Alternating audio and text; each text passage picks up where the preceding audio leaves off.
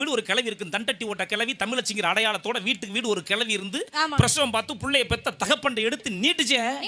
எந்த நீட்ல படிச்சுச்சு? இல்லையே. இன்னைக்கு நீட்ல படிச்சாதான் டாக்டர். ஆமா, அப்ப முன்னாடியே படிச்சவங்க என்ன செய்யறாங்க? அவங்க எல்லாம் கொத்து வேலைக்கு போய் ரொம்ப நேரம் ஆச்சு. எதுக்கு சொல்றோம்னா, அரசாங்க ஆஸ்பத்திரிக்கு போனா வலிச்சா புள்ள வரக்கும், பிரைவேட் ஆஸ்பத்திரிக்கு போனா கிழிச்சாதான் புள்ள வரும். எப்படி சொல்ற? எந்த பிரைவேட் ஆஸ்பத்திரியில சோப்பரேஷன் நடக்குதா? ஏன் நடக்காதா? நம்மால பெருமைக்கு அங்கேதான் கொண்டு விடுவான். உள்ள 3 மாசம் முழுகாம போன உடனே வாந்தி எடுத்துட்டா சரி நேரா கொண்டு போய் டாக்டர் கையை பிடிச்சி கொடுத்துருவான். டாக்டர் கையை பிடிச்சி பாப்பாரு, கங்க்ராச்சுலேஷன் நீங்க அப்பா ஆயிட்டியே, நான் சித்தப்பா ஆயிட்டேன், போட்டுக்க வேண்டியதானே. அப்படி சொன்னாத்தே 9 மாசத்துக்கு அங்கே ஊசியை போடுவாங்க. ஊசியை போட்டு 9 மாசம் கழிச்சு புள்ளைய மறுபடியும் கூட்டிட்டு போனா புள்ளைய டாக்டர் பார்த்துட்டு ஸ்கேன் போட்டு பார்த்துட்டு பதறிடுவாரு. புள்ள தண்ணியை குடிச்சிருச்சு, கொடி சுத்திக்கிடுச்சு, குட்டிக்காரன் அடிக்குது, உடனே ஆபரேஷன் பண்ணிடுவாங்க.